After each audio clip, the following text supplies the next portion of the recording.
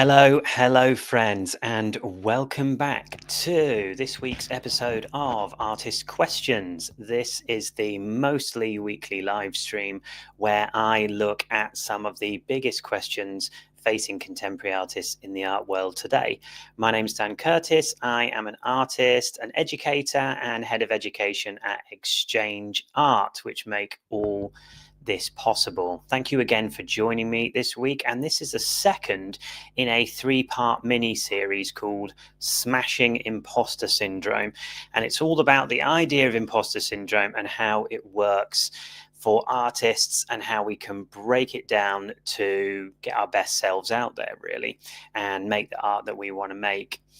This is episode 2, and last week, as a little recap, we looked at the idea of what imposter syndrome actually is, where it came from. We learned that it was coined in the 70s by Pauline Roan Clance, and Suzanne Imes to describe studies they were doing into high-achieving women who felt like frauds despite of the evidence of their success. And we learned from a really cool paper by Walker and Saflowski that it's the subjective experience of perceived self-doubt in one's abilities and accomplishments. And we learned that particularly that is compared with others on the one hand, despite evidence to suggest the contrary.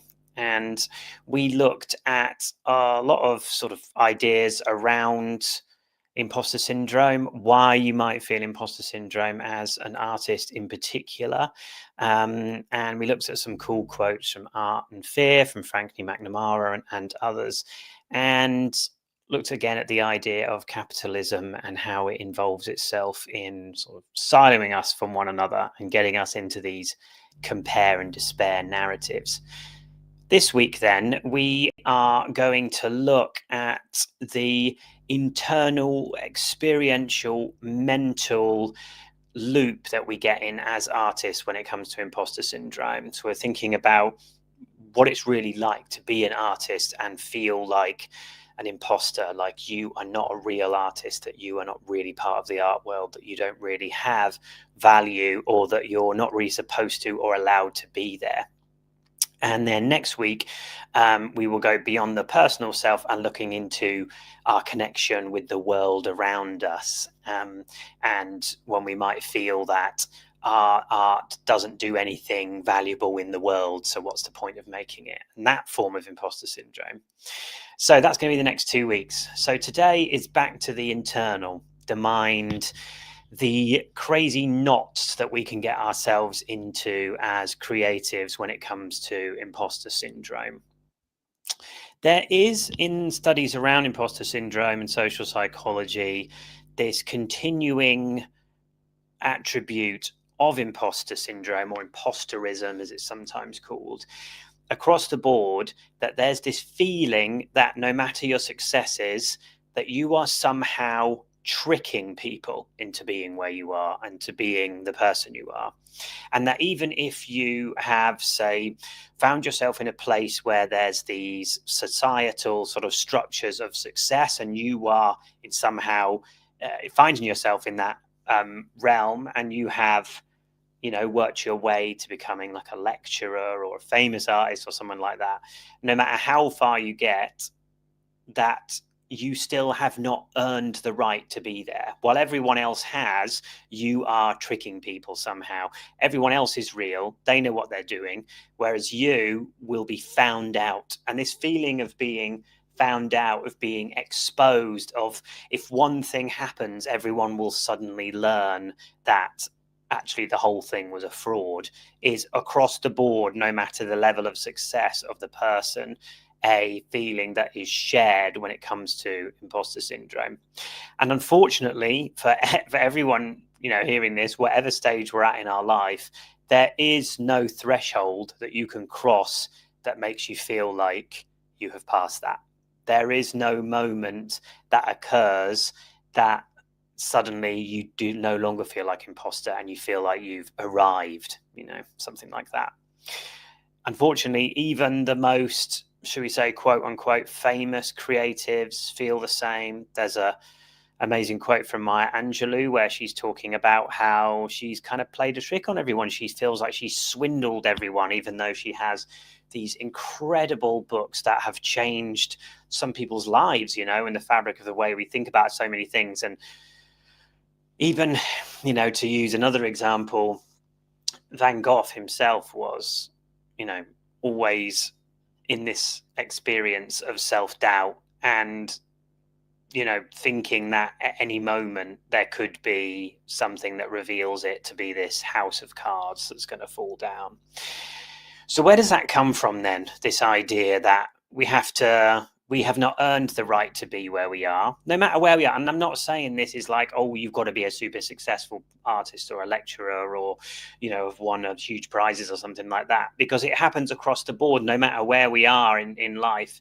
And of course, as I was saying last week, I want to pull us out of this framework of seeing success only through accolades or it being handed to you by the art world, or now you're a real artist because you've shown this particular gallery or something like that. Because as I'm saying, there is no threshold. It doesn't matter the level of success. This will always be the same. So where does this come from then? This sense that you are tricking everyone. Well, it comes from an idea that was put forward by a psychologist, American psychologist. He wrote about what he perceived to be, the sort of root of this idea of why this feeling of being an imposter and tricking people. And his name was Floyd Henry Allport. And he wrote a book in 1924. So, 100 years ago now. Called Social Psychology, and it was the first kind of the foundation of then what became the term social psychology and the study of it. And he called this experience literal attitude behavior inconsistency, right? And it's now more commonly known as pluralistic ignorance. So let me explain a little bit about what that is. Here's the straight up Wikipedia definition, if you like. This is what you've come to, just to see me read out Wikipedia to you. But this is a good description. So pluralistic ignorance is a phenomenon in which people mistakenly believe that others predominantly hold an opinion different from their own. And in such cases, many people in a group may go along with a view that they do not hold themselves because they think incorrectly that most other people in the group hold that opinion.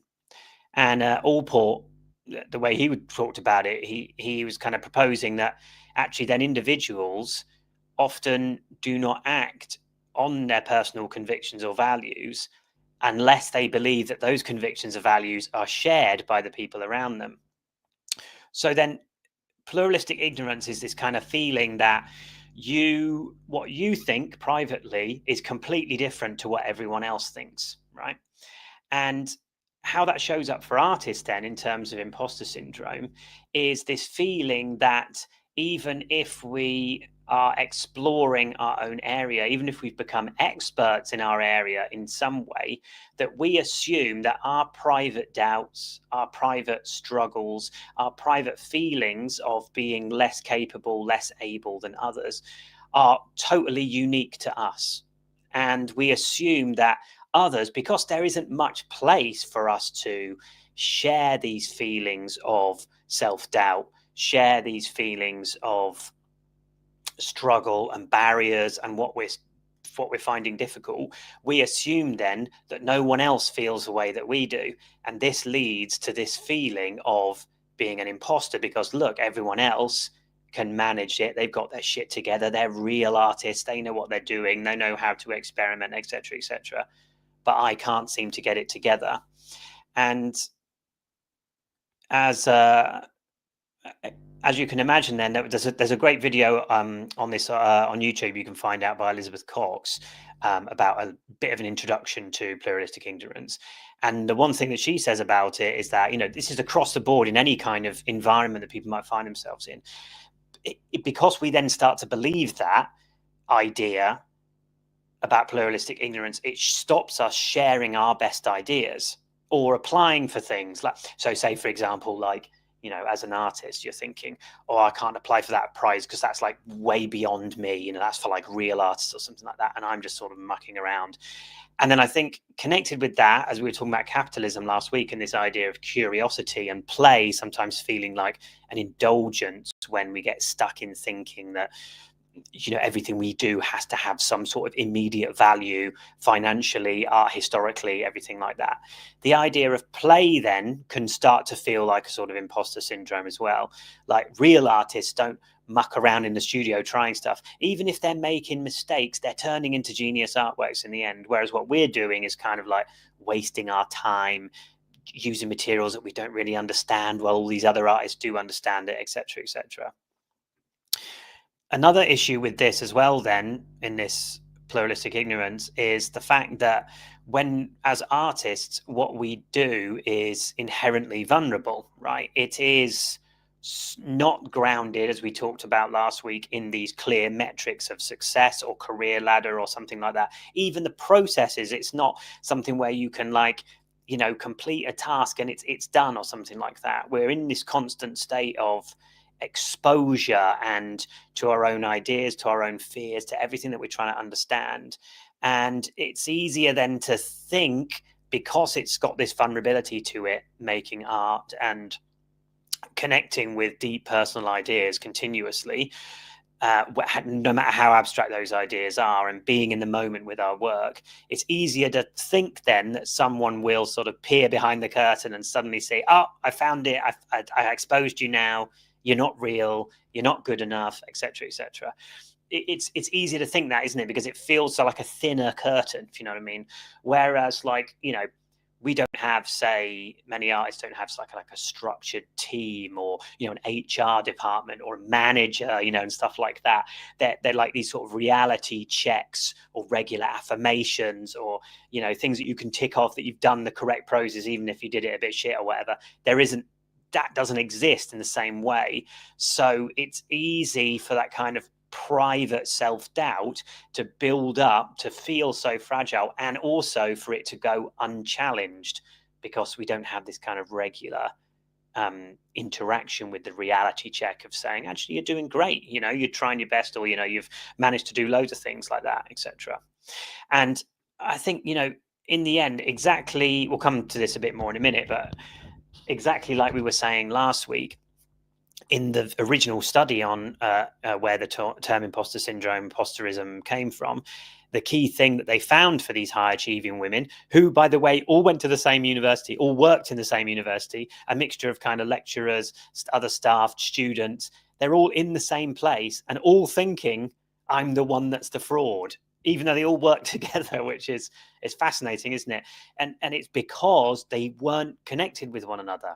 There wasn't this communal thing which allows the idea that people believe something different to you and you're unique in your experiences to emerge. And so that's the reason that me and Martha started the Healthy Artist podcast, was just like, we were finding it so difficult to find good stuff around, and people from within and without the art world and artists talking about how fucking hard things are, or how difficult it is to make things happen, or how scared you feel and how much doubt you've got in your own work, and the not sure about how to promote yourself, and why am I not getting exhibitions but they are, all these kinds of questions.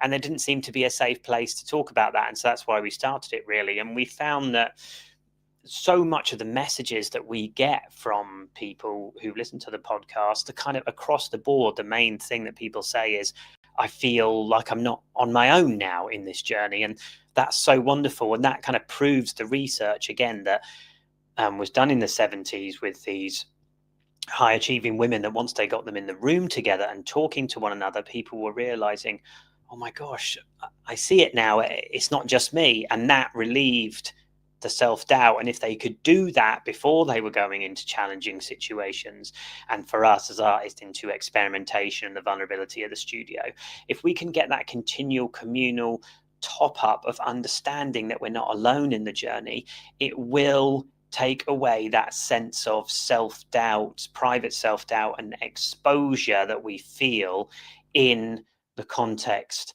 of pluralistic ignorance. So underneath another video I was watching about imposter syndrome, someone made this comment, and I just thought it was really telling. It was just a YouTube comment, so I'm just going to read it out. Someone said, and I think this just flows into some really interesting ideas for artists as well. Another thing to remember: you're watching your own movie, but everyone else's highlight reel.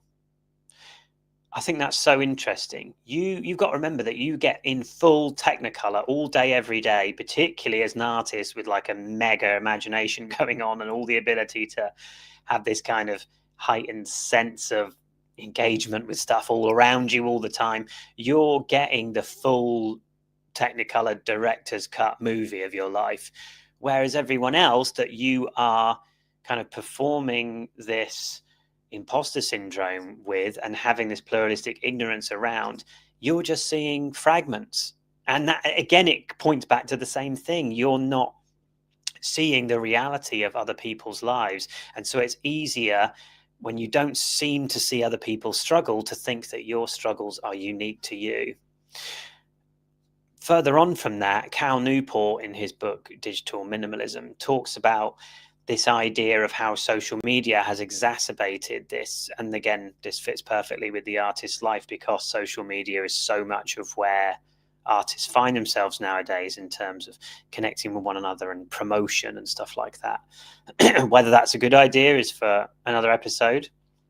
And I've done some episodes on social media, and so have we on the Healthy Artist podcast, so go and check that out. But he talks about, Cal Newport in his book Digital Minimalism talks about this idea with social media, that in the past there's this phrase, and if you're not from the UK or English language, English not your first language, you might not have heard this phrase before, but I'm sure you have an equivalent phrase, which is keeping up with the Joneses, which means that the Joneses are like this ideal family that are next door to you, and that they're constantly performing this amazing life, and you're trying to keep up with them by like buying the nice lawnmower or the best car or having the best holiday and that kind of thing. So you're in this sort of comparing cycle. But he was saying that at least in the past, with the Joneses next door, they might have the nice car and, you know, the perfectly dressed kids and going on the best holiday. But also you could hear the Joneses arguing with one another.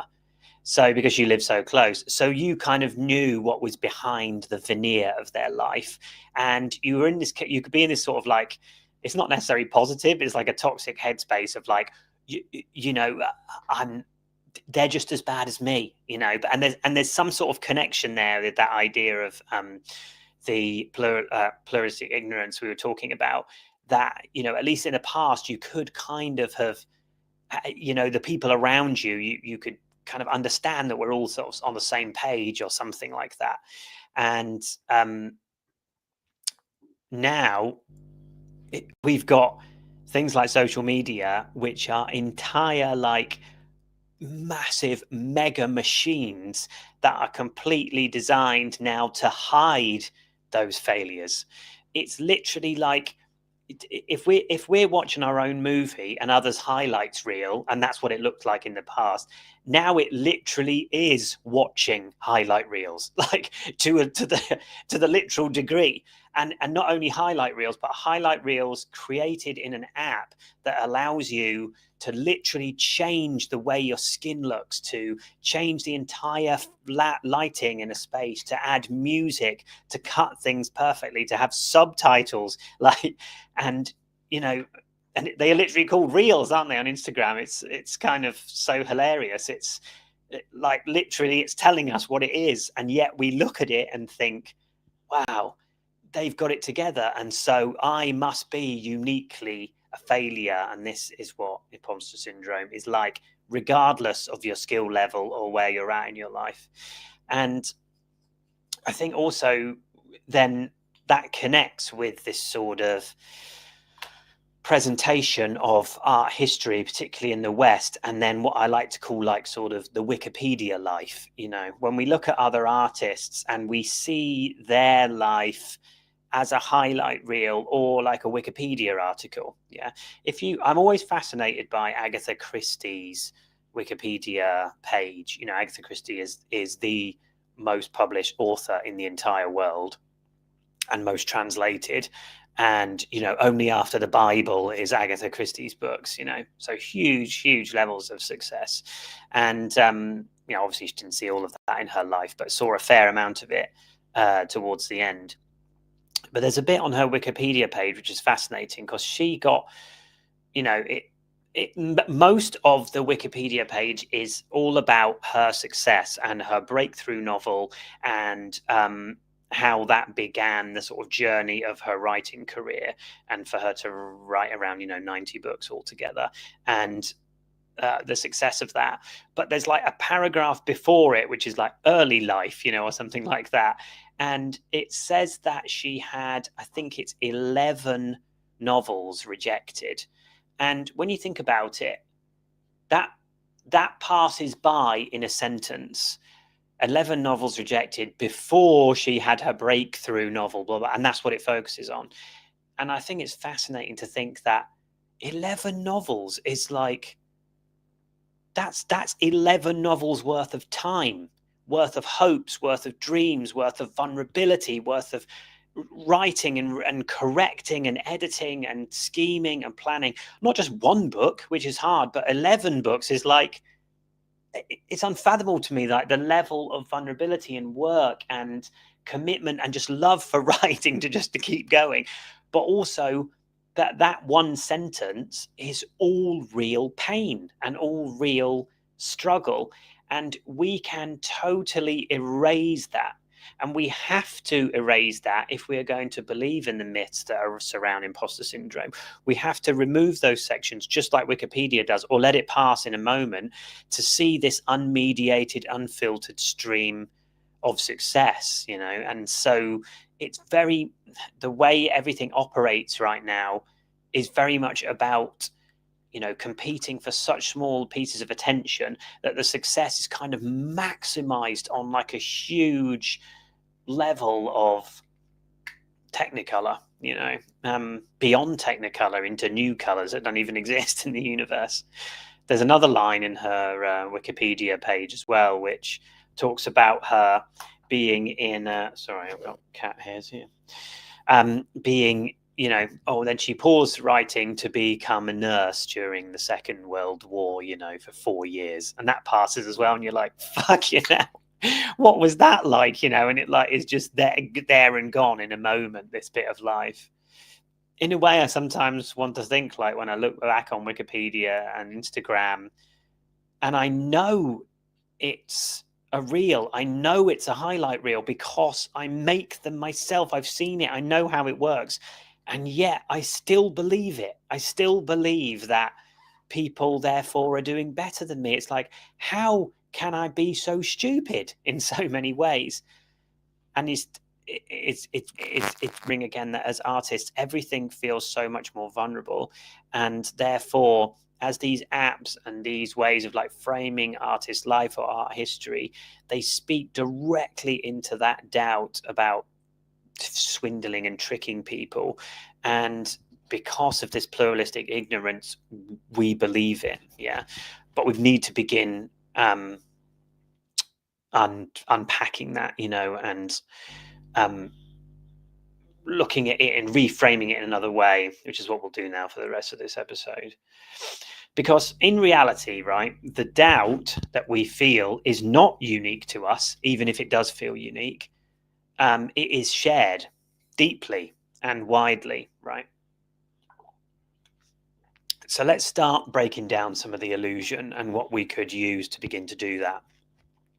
First of all, when it comes to the title of this episode, which is Who Cares About My Art Anyway? There's this sense that when it comes to imposter syndrome, that not only like, oh God, like that everyone else is doing so much better than me or something like that, even though that is not true, there's also this feeling of, well, then kind of what's the point, you know? It's not only me, it's like my art, everything about it. Who even cares enough to like begin to interact with it?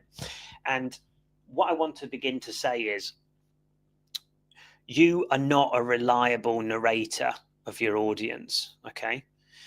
I think artists often assume that people won't be interested in their work, or that there's some sort of disinterest in their practice, because they imagine, or I guess, or fear, um, that, that because that what you imagine or fear feels more real than the responses that you've actually gotten, which I guess when it comes to things like social media can be like a like, or a heart, which boosts us for a second before falling away.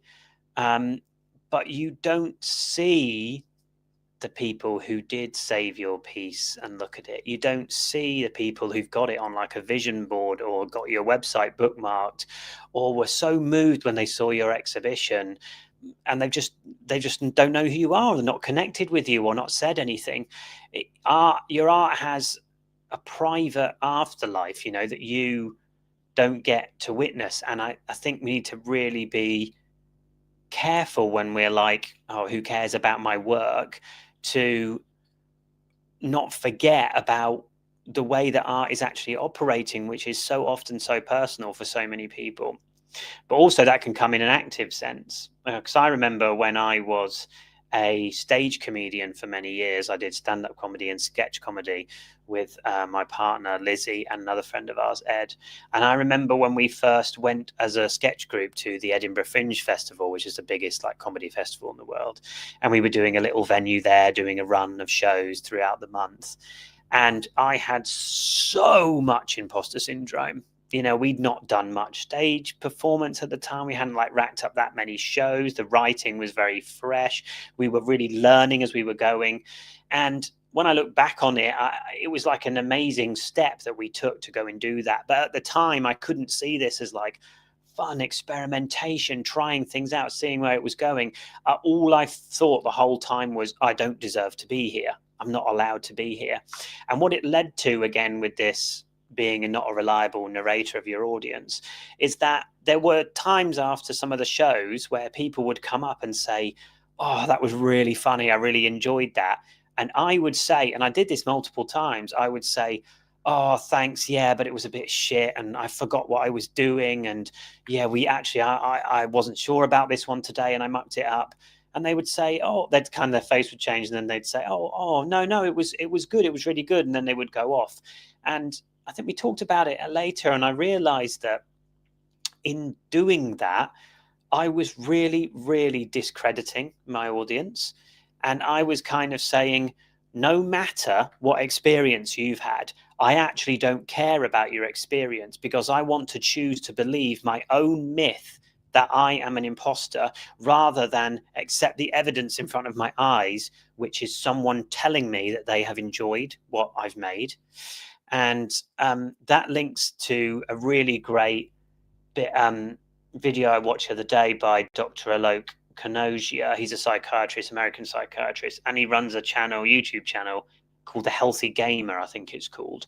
And he does some really great stuff on there, sort of modern psychology and psychiatry. And he talks about, like, even after like his own talks and stuff like that, that people come up to him and say, Dr. K, that was great, so interesting, I loved it. And in his head, he's thinking, no, they're making this up. None of this makes sense, something like that, right? And so he said, I want you to sort of ask yourself, what are you having to believe about yourself in this moment to maintain the stance that, for us as artists, that your art doesn't matter, that it's not actually real?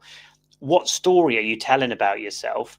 What evidence are you having to sort of shun to keep this narrative going? And also then he talks about the data from the outside, say an audience member saying, I really enjoyed that, is contrary to your belief. And so then you assume that the other person is wrong rather than right. Okay, it's contrary to this myth that you've got going on, which feels so vulnerable and personal. And because, again, of you know pluralistic ignorance, you believe that it's just you that feels like that and no one else, and so you must be right. And what instead can we do is start to assume that the other person might actually be right, and what is it that I need to believe to to understand that they are right. And also, people don't say stuff like, I really enjoyed that, for no reason. Yes, we might go around assuming that everybody's just being nice or everybody's making stuff up. But there's such a toxic way to live. And like I said, with my own audience, I was like cutting them off and cutting them down. And then they didn't want to kind of spend time with me. And I think probably felt quite offended that they had spent time to come up to me, say that they liked the work. And then I'd been like, no, you're wrong. And so I guess we need to ask ourselves the question, or at least this is what Dr. Kanosia is saying, is that what would that person have needed to experience to get to that point to come and say to you, I really enjoyed that?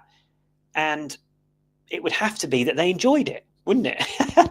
And so what then can you start to reframe in your own story to say, okay, instead of coming from my imposter syndrome, my art's not worthwhile, I'm not allowed to be here, that person's just making it up, what would they have need to experience? They would have actually have to engage with it, spent time with it, enjoyed it, and come and have the confidence to tell me that. So maybe I'll start to trust in some of that and break that down. Just thought that was a really helpful point. Number two, then, in thinking about who cares about my art, then, I think also who cares, coming back to this idea of what we were just saying with Dr. Kanosia and what we believe, who cares is often can become sort of like a code for, I don't think I'm allowed to take up space. So it's kind of like, who cares is kind of imposter syndrome speaking in disguise. In the end, then, it's no longer about the artwork anymore. It's the fear that you aren't legitimate enough to be someone that others would invest in emotionally. Yeah. But you are allowed. You are, legitimate enough to be invested in. Yeah. And the whole thing, once you start talking with others, you will realize that so many feel the same. And even people that you are invested in yourself emotionally will feel like they're not worthy of investment. And that's when it starts to loop on itself and you see the absurdity.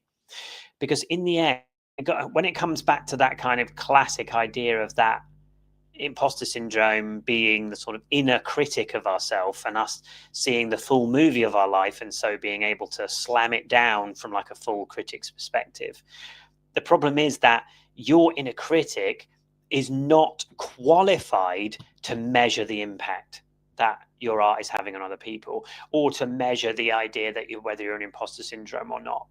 Because in fact, I would suggest that your inner critic, the one who's constantly judging you and making you feel shame, that voice, is not qualified at all in any way for anything. In fact, you are the qualified one as the maker. Yeah, that means that you are not an imposter. Yeah. And I remember in The Artist's Way by Julia Cameron, she has a really good section on the inner critic. And she actually, what she does is kind of, when she hears that voice of like, oh, you're going to make art about this, or you're going to write about this again, or this is not going to work for anyone, no one's going to connect with this, etc., imposter syndrome coming up, she actually gives the critic a name and a character, and she's called her inner critic Nigel. And Nigel's like this really arrogant, what's it called? A theatre critic, who comes in thinking that he's so great and like saying all this shit without having anything backed up properly and thinking that he's better than everyone. And by kind of characterizing her inner critic, she can look at it from a distance more easily and just be like, Nigel, will you fuck off? And the way that I sometimes talk to myself or to the inner critic when I feel it coming up, especially in the studio when I'm trying to do the thinking and judging at the same time, I can turn to my inner critic and say, bro, you're not qualified. And, the inner critic, you talk a lot of shit for someone who does nothing. You don't make anything. You've got no original ideas. Even with all your bullshit that you talk, you don't say anything to like help me move forward then. Or if you've got this critique, then lead me to steps what you've got nothing of that, and you don't pay any rent, you don't do nothing, you don't pull your weight, it's all me. So you talk a lot of shit for someone who does literally fuck all in life. Yeah. So I think take that if that's helpful to you, then take that on into your own life and talk to your inner critic that way.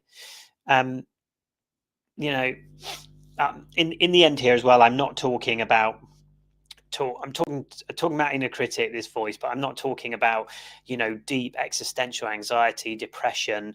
If you're neurodiverse, as I am, you are going to be dealing with constant barrage of thoughts all the time, and you're not going to be constantly talking to those thoughts, as a character. I'm talking specifically about this sort of imposter syndrome critic around your artwork. If you are experiencing like a much more sort of anxiety and existential dread, then you need to begin on the process of getting support for that. I highly recommend that. Okay. But I hope this for now is like a helpful way of telling your inner critic to get lost is useful, because it's not about sort of curing it. Okay. Because the other thing with imposter syndrome is that no matter where you get to in life, it doesn't go away. It won't disappear. But the important thing here, and maybe this is a way of sort of rounding up today's episode, is that with imposter syndrome, it's about not about kind of curing it or pretending it's not there or telling it to go away and it disappears. It's about normalizing it, or as Julia Cameron does, and this is why it's like characterizing. It helps you to stand back and say, oh, it's that again, rather than this is me and I'm fully broken and in full shame and I do not deserve to be here. By normalizing it and talking with others about it, we can say, ah, oh, that's imposter syndrome. I can hear it. I can see it. Oh, it's that pluralistic ignorance thing. It's that mindset where I think I know, but I actually don't. And I assume falsely because I've read about it now, thought about it now. And that's by normalizing it, you can change the narrative. And that's the key to actually be a narrative. It's a story. Oh, this is just a story that I'm telling myself or that the world tells me. And I remember hearing a really great educator once saying to a classroom of children, talking about, emotions taking over you, and what other people say about you. And she said, if I, point to this child and say they're a triangle, does that make them a triangle?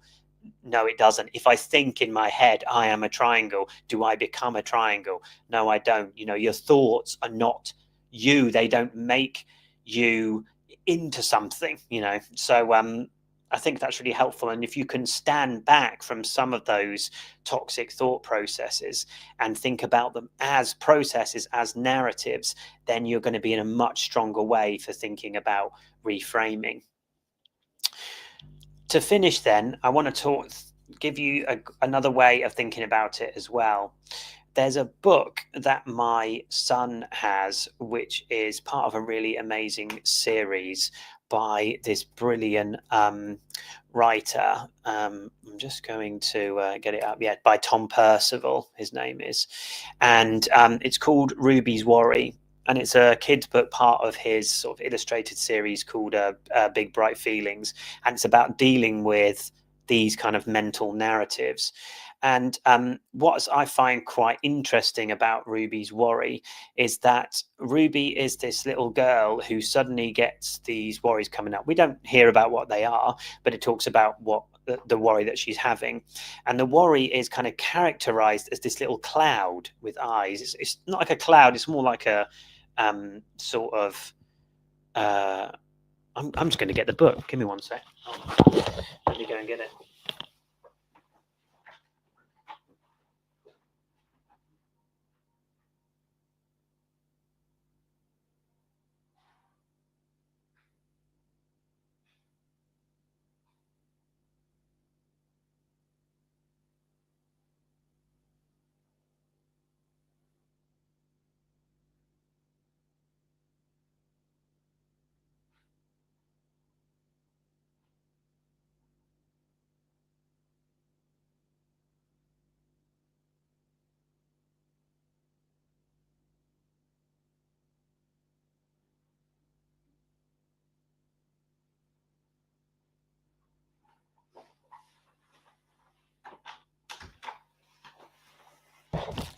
The one day I need it, I can't find it. Now I'm like a streamer, you know, who leaves their camera on the rest of the day. Anyway, it's like characterized as a little cloud. And what's interesting is that as the worry grows, the cloud grows around her, and it's like this kind of thing, this weight that's constantly with her, till it's like filling up the whole bus that she's on. She's hardly got any room, and the problem is, because the worry's so large, she can no longer concentrate on anything else. And not only that, it starts to affect the way she relates to everyone and everything. And you can really understand this kind of imposter syndrome myth and narrative growing beside you. But the key thing is here, she sees another kid in the park, and she's had this worry the whole time and no one else can see it. And she sees another kid and sees that that kid has got the same kind of cloud around them as well. And so she sits down and they start talking. And as they discuss these clouds around them, guess what happens? The clouds reduce in size until they disappear. And at the end of the book, it rounds up and saying, sometimes the worry comes back and there's clouds, but now the difference is she knows to talk to someone about it, and then it's not around for very long. And I just found that such a helpful way to think about this idea of imposter syndrome and pluralistic ignorance and everything we've been talking about today. Is this idea that if we surround ourselves with community, we find like-minded people and remind each other that we are all experiencing this, then that is the antidote to pluralistic ignorance, and that is the antidote to imposter syndrome: community. We just did an episode this week on The Healthy Artist about community. So that's up online now on Apple, Spotify, on our website, everywhere you can get podcasts, The Healthy Artist podcast. Go and check it out. And we're talking a lot there about community, and I think you'll find that really helpful. And also talking about some community meetups that we are going to start doing in the new year in London, and things online as well. So go to thehealthyartist.com and you'll see all of our community stuff and our courses and things like that. Because again, if you want to start building that network and smashing down imposter syndrome, finding others who are like-minded is a great way of doing it, and that's what we're trying to build here. So that's it for today. Next week, we are going to be talking about my art can't change the world, so what's the point of making it? And looking at imposter syndrome in a wider context in the role of our art in politics and life and the rest of the world. Until then, I hope you have a lovely rest of the week, and I will see you in the next episode. Enjoy the rest of your Wednesday, whatever you are up to. And if you're in London, make sure you're wearing a big jacket today, because it's absolutely freezing. Love you lots. Bye for now.